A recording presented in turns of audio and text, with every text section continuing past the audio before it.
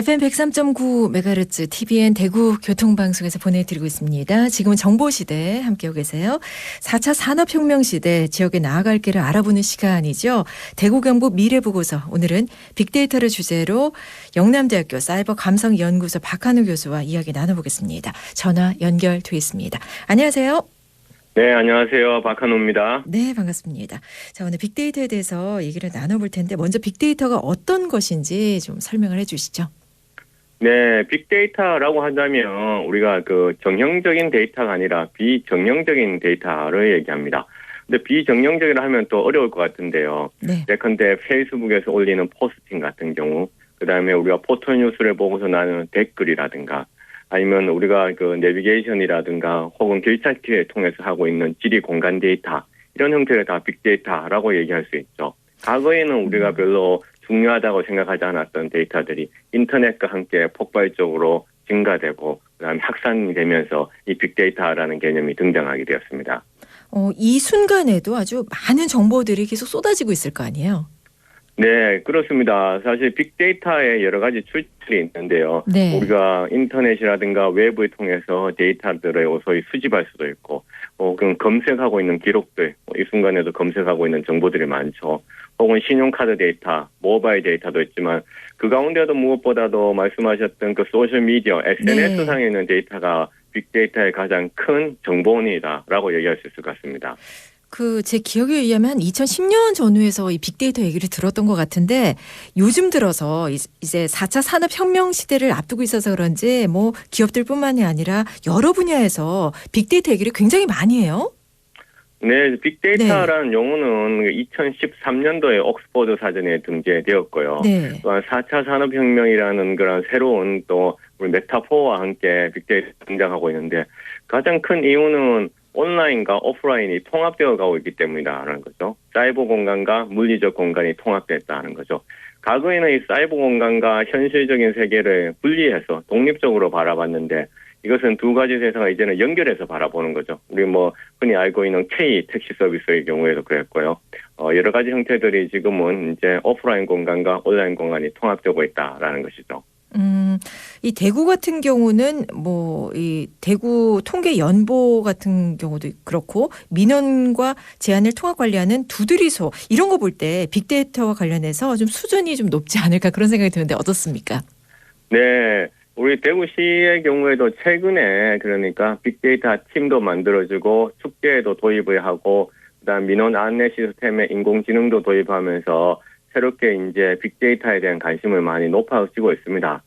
또한 데이터 이제 수집할 수 있는 가지 채널들도 알아보고 있지만은 한 가지 뭐 아쉬운 점이라 한다면 빅데이터라 여전히 어떤 정보화 용역 과제의 수준에서 바라보고 있어서 네. 통합적으로 접근하지 못하는 그런 또 문제점도 있습니다. 그렇다면 경북은 어떻습니까? 네, 우리 잠깐 뭐 창피한 이야기일 수도 있는데요. 네. 한국지역정보개발원이 그러니까 2016년도 지역정보화백서를 발간을 했는데 여기에 보면 강력 지자체들 가운데서 빅데이터 전담 인력이 없는 곳이 세 군데였는데 강원도, 대구시, 경상북도였습니다. 그래서 경상북도도 대구시와 마찬가지로 이제 어떤 빅데이터에 특화된 전문화된 인력은 아직은 부족한 거 있고 하지만 뭐 이런 빅데이터 관련 업무들을 통합적으로 이제 또 다루려고 또 노력도 하고는 있습니다. 네. 대구 경북 얘기 들어봤는데 이 새 정부의 빅데이터에 관한 추진 방향은 어떤가요?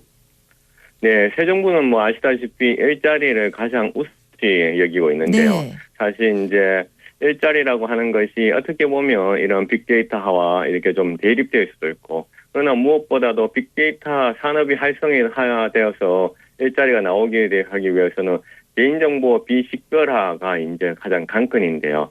이 새 정부는 과거 이제 야당 시절에 개인정보 비식별화에 대한 입장이 그러니까 조금 비판적이었기 때문에 이 부분을 해결을 한다면 그러니까 새 정부의 어떤 그 빅데이터와 관계된 과학기술 정책이라든가 혹은 새로운 어떤 공공 인프라 정책들이 나오지 않을까 생각하고 있습니다. 그래요. 저희 TBN 대구교통방송도 이 빅데이터 교통정보를 청취자분들께 전해드리고 있는데 전문가로서 교수님 생각에 방송사나 언론사도 경쟁력을 확보하기 위해서 앞으로 빅데이터를 새로운 전략의 중심에 둬야 될까요? 어떻습니까? 네. 뭐 TVN은 사실은 그 교통방송이지만은 그 교통사고 예측을 위한 그런 서비스를 전국에서 시범적으로 시작을 했었죠. 특히 네. 대구 TVN에서 네. 또한 그런 시범 서비스가 이제는 전국으로 확산되기 위해 올해도 노력을 하고 있고요. 또한 우리가 이제 이런 4차 산업혁명이 시대가 되면 자율주행 자동차 같은 경우에는 사실은 그 라디오 매체보다는 영상 매체가 더 각광을 받을 수 있을 것 같아요. 그런 측면에서도 방송사라든가 언론사들이 새로운 어떤 경쟁력을 높이기 위해 가지고 이런 빅데이터에 대한 관심을 많이 가져야 된다고 생각합니다. 네.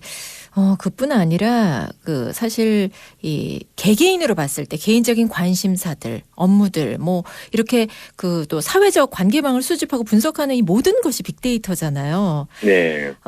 앞으로 4차 산업혁명 시대는 이런 수많은 빅데이터가 축적되고 축적된 데이터가 정보화돼서 이 더욱더 정확한 예측이 가능하지 않을까 싶은데 정말 가능할까요?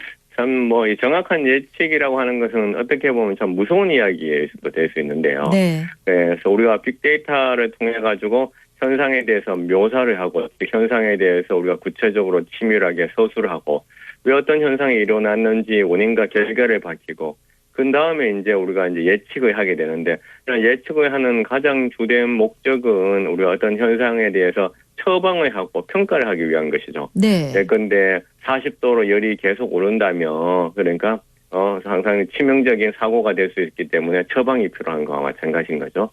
그래서 우리 경영학에서는 또 이런 이야기도 하고 있습니다. 이런 예측을 넘어서 처방과 평가가 이루어졌을 때 이제 분석 3.0이라는 어널리틱스 3.0도 이루어질 수 있다라는 이야기도 하고 있고요. 그래서 마지막으로 제가 말씀드리자면 이런 4차 혁명 시대에서는 4차 혁명을 구성하고 있는 여러 가지 요소들이 결국은 빅데이터라는 그런 것을 통해 가지고 다 이제 깨이기 때문에 빅데이터 전략을 세우지 않으면 어떤 지자체도 국가도 또 어떻게 하면 또 개인 또한 생존하기가 힘들 수 있는 그런 것 같습니다. 네, 그래요. 지금까지 영남대학교 사이버 감성연구소 박한우 교수와 함께했습니다. 오늘 정보 감사합니다. 네, 감사합니다. 네.